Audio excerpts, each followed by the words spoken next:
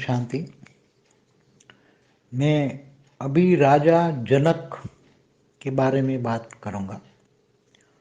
जो राजा जनक कब हुए, तो पहले राजा जनक जो हुए इसके बारे में सुनिए। राजा जनक हुए त्रेता के एंड में। त्रेता युग चल रहा था जब रामावतार होना था, तो राम के ससुर थे राजा जनक। रामावतार में राम के ससुर थे, सीता माता के पिता थे राजा जनक। तो त्रेता आज से कितने साल हुए? त्रेता युग पूरा। त्रेता के अंत में तो पूरा द्वापर चला गया। कलयुग 4,32,000 साल का होता है, इससे डबल द्वापर होता है, तो पूरा द्वापर चला गया 8,64,000 साल। और श्री कृष्ण द्वापर के अंत में आए, तो कृष्ण के एज 1,000 साल जाने के बाद कलयुग शुरू हुआ। कलयुग को 4,000 साल हुआ, तो कलयुग का 4,000 साल गिनो और द्वापर का 8,64,000 साल गुनो, और त्रेता के अंत में भी आए होंगे, तो त्रेता के भी कुछ साल तो बाकी रहे होंगे। तो कितना साल हुआ? करीबन अंदाजन 9 लाख साल पहले हुए होंगे, क्योंकि जो त्रेता है वो 12,96,000 का है। त्रेता युग 12,96,000 का है। तो त्रेता के अंत में आए होंगे। तो त्रेता के अंत में राम आए, श्री राम आए। तो राजा जनक को जो ज्ञान दिया गया, अष्टावक्र ने जो ज्ञान दिया, वो ज्ञान केवल एक आत्मा तक ही था कि मैं आत्मा। उसी टाइम तो आत्मा शब्द ही नहीं था। आत्मा तो गीता का भगवान श्री कृष्ण ने आत्मा स्वरूप की ज्ञान दिया। बाकी तो उसी टाइम जड़ और चेतन, पांच भूत। पांच भूत माना, पांच तत्वों को ही पांच भूत कहते थे। पंचभूत, पंचभूत, पंचभूतों का शरीर है, पंचभूतों की दुनिया, स्थूल दुनिया, और उसमें चेतन, चेतन माना आत्मा। तो उसी जड़ और चेतन दो ही शब्द होते थे। जड़, जड़ माना पंचभूत। तो भूतों के अंदर जो आत्मा है, तो ये एक आत्मा, विश्व आत्मा की बात होती थी उसी टाइम, जो हर कोई ज्ञान देते थे उसी टाइम। आज से 9 लाख साल पहले त्रेता के अंत में जो ज्ञान मिला, अष्टावक्र ने उसको ज्ञान तो दिया कि तुम आत्मा हो, तुम आत्मा हो। मगर आत्मा को, आत्मस्वरूप की अनुभूति कैसे करोगे तुम? हर और कर्मयोगी जीवन की तो बात उसी टाइम समझा ही नहीं। राजा जनक थे, ज्ञान ही दे, मैं आत्मा हूं, मगर इससे आगे का ज्ञान उनको नहीं मिला। क्योंकि आत्मा हूं इतना तो पता है कि मुझे इन लेप शेप में नहीं आना है, मगर कर्म योगी जीवन कैसे बिताएं, वो ज्ञान नहीं था। वो ज्ञान गीता ज्ञान में दिया। गीता ज्ञान में परमात्मा ने बोला कि तू मुझे देह और देह की सर्व संबंध भूलकर आत्मस्वरूप बन, मुझ परमात्मा को याद कर, मैं तेरे सर्व पापों का विनाश कर दूंगा। तो उसी टाइम भक्ति मार्ग का तो उनको ज्ञान था। वो यज्ञ हवन सब करते थे। राजा जनक यज्ञ हवन सब करते थे। एक ऋषि की तरह रहते थे। राज ऋषि थे, मगर ऋषि की तरह रहते थे। मगर उसकी आत्मा में कहां से पावर आएगा, कर्मयोगी जीवन कैसे बिताएंगे, वो ज्ञान नहीं था। इसलिए जहाँ कर्म, निरंतर परमात्मा की याद में रहकर कर्म योग करते हैं और निष्काम कर्म करना है, वो ज्ञान नहीं था। आत्मा का तो ज्ञान दे दिया, मगर एक उसी टाइम विश्व आत्मा, सारे विश्व की एक ही आत्मा है, परमात्मा का ज्ञान नहीं था। और ब्रह्मा विष्णु शंकर का ज्ञान था कि विष्णु की उपासना करो, या शंकर की। ज्यादातर यज्ञ हवन ज्यादा करते थे, देवी देवताओं की पूजा ज्यादा करते, यज्ञ हवन ज्यादा करते थे। त्रिदेव की, ब्रह्मा विष्णु शंकर की पूजा करते थे, यज्ञ हवन करते थे। तो इससे आगे का कि आत्मा में पावर कहां से आएगी, किससे तुम पावर लोगे? क्योंकि तुम ब्रह्मा विष्णु शंकर को याद करोगे तो ब्रह्मा विष्णु शंकर पुरी में जाओगे। तुम जिसको याद करोगे उसकी पाओगे। तो परम धाम में जाने का, या कर्मयोगी जीवन बिताने का, या निष्काम कर्म करने का, वो ज्ञान गीता में दिया गया उसी टाइम।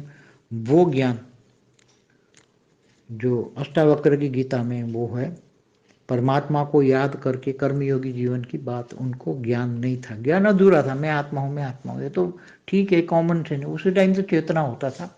ये तो बाद में गीता ज्ञान को शास्त्रों में मिक्स कर दिया। वेदों का ज्ञान और गीता ज्ञान सब मिक्स हो गया। इसलिए वेदों के ज्ञान में जो चेतना था उसकी जगह आत्मा हो गई। इसलिए ये ज्ञान न होने के कारण, क्योंकि राजा जनक को भी तो 10,000 रानियां थी, तो राज ऋषि कह रहे थे, और वो पहले परात की आत्मा थी, बहुत महान आत्मा थी। राजा जनक महान आत्मा थी, साधारण आत्मा नहीं थी, बहुत महान आत्मा थी। मगर वो कर्मयोगी जीवन का ज्ञान न होने के कारण कहीं ना कहीं, और पुराने कर्मों का हिसाब किताब भी तो चुकते करना है ना। वो पुराना कर्मों का हिसाब किताब कैसे चुकते करें, वो भी तो ज्ञान नहीं था। इसलिए जो बड़े बड़े ऋषि भी होते थे, हिमालय में तपस्या करते थे, वो भी कई युगांतर तक तपस्या करते थे, तब ये विष्णुपुरी में जाते थे। उड़ने की शक्ति, व्यक्त से अव्यक्त बनने की शक्ति आती थी, मंत्रों की शक्ति होती थी, सिद्धि स्वरूप बनते थे। जिस देव देवताओं के मंत्र की उपासना करते थे, या ब्रह्मा विष्णु शंकर की उपासना करते थे। मगर परम धाम में जाने का, एकदम परम धाम में निराकार पर ब्रह्म परमेश्वर का ज्ञान था, मगर उसको कर्मयोगी जीवन का ज्ञान नहीं था। इसलिए पुराने कर्मों का विनाश नहीं हुआ। और उसी टाइम पर भी जो राज ऋषि थे, मगर एक कर्म बंधन में ऐसे काम होते गए, ज्ञान होते हुए भी कर्म बंधन में होते गए, और फिर जन्म मरण के चक्र में होते गए। आज भी राजा जनक मनुष्यावतार में है, और जो अष्टावक्र हैं वो सूक्ष्म जगत में तपस्या कर रहे हैं, पहाड़ों पे बैठ के तपस्या कर रहे हैं अष्टावक्र। और देखो, राम से पहले जो अवतार विष्णु के अवतार हुए, उसमें एक अवतार हुआ परशुराम। परशुराम त्रेता के मध्य भाग में आए। त्रेता 12,96,000 साल का था, तो राम से 5-6 लाख साल पहले आए थे। और इन्होंने सारी उसी टाइम पर, त्रेता के मध्य भाग में, धरती पर क्षत्रियों का राज हुआ करता था। तो क्षत्रियों पर बहुत, क्षत्रियों से पीड़ित थे अपने पिता के कारण। इसलिए कई बार उन्होंने सारे क्षत्रिय राजाओं का परशु से सिर काट डाला। अनेक बार धरती पर क्षत्रियों का वंश खत्म कर दिया, मतलब राजाओं का। तो ये परशुराम ने भी महान पाप किया था। तब हनुमान अवतार में हनुमान ने भी उसको ज्ञान दिया था कि तुमने इतने साल तो पाप किया, तो भटक रहे हो इधर उधर पहाड़ों में, कहीं इधर उधर, मगर मन की शांति नहीं है, तो तुम परमात्मा का ध्यान करो। तो हनुमान जी ने शिव की आराधना करने को समझा, शिव शंकर को मान के, तो हिमालय में जाके तपस्या करो। मगर आज भी वो आकारी रूप में परशुराम भी हैं। तो ऐसे कई ऋषि मुनि भी आकारी रूप में पहाड़ों में ज्ञानगंज जो बातें करते हैं, वहाँ भी कई दूसरे और भी पहाड़ों में भी त्याग तपस्या कर रहे हैं। तो राजा जनक आज भी मनुष्य अवतार में है। इसलिए अधूरा ज्ञान, केवल आत्मज्ञान, मैं आत्मा हूँ, आत्मा, इससे कुछ नहीं होगा। विकर्म विनाश आत्मा में जो रिकॉर्ड पड़ा है, कारण शरीर में जो रिकॉर्ड पड़ा है अनेक जन्मों का, कारण शरीर, महाकारण शरीर, परम महाकारण शरीर में जो रिकॉर्ड पड़ा है कर्मों का हिसाब किताब, वो डिलीट करना है कर्मों को। तो योग बल से विनाश करना है। तो योग बल से विनाश करके पावर, परमात्मा से पावर लेना है। यहाँ बेहद के परमपिता जानते हो, तो बेहद की आत्मा है, बेहद के परमपिता से योग की विधि परफेक्ट होगी तो उसको पावर मिलेगा। आत्मा में आत्मस्वरूप की अनुभूति होगी, आत्मा में पावर आएगी।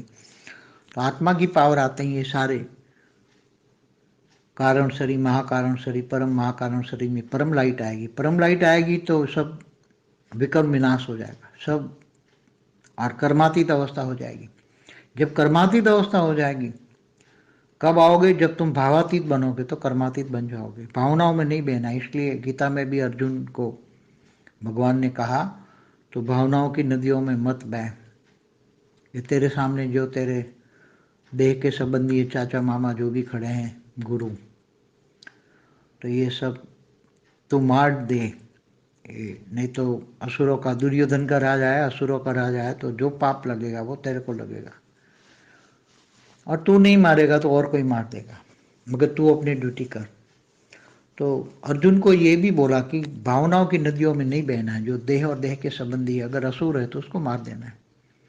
तो ये ज्ञान, पूरा ज्ञान उसी टाइम, पूरा कर्मयोगी ज्ञान जो गीता में है, तो मेरी शरण में आ, कर्मयोगी जीवन बिता, निष्काम कर्म कर, ये सभी ज्ञान उसी टाइम राजा जनक को नहीं दिया। केवल मैं आत्मा हूँ, आत्मा का ज्ञान देने से कुछ नहीं होता। उसको परमात्मा से कनेक्शन रहकर कर्मयोगी जीवन कैसे बिताना है वो ज्ञान चाहिए। विकर्म विनाश कैसे करें उनका ज्ञान चाहिए। आत्मा में पावर कैसे आए इसलिए ये ज्ञान नहीं था, इसलिए जन्म मरण के चक्र में आए, तो आज कहीं भी मनुष्य अवतार में है राजा जनक। परम शांति। की परम शांति सोचो, बोलो परम शांति। Join us daily for live meditation, 10 p.m. to 11 p.m. on YouTube Live. Subscribe now. Website www.paramshanti.org. Email us anand@paramshanti.org. Like, share, subscribe. Join today. बेहद की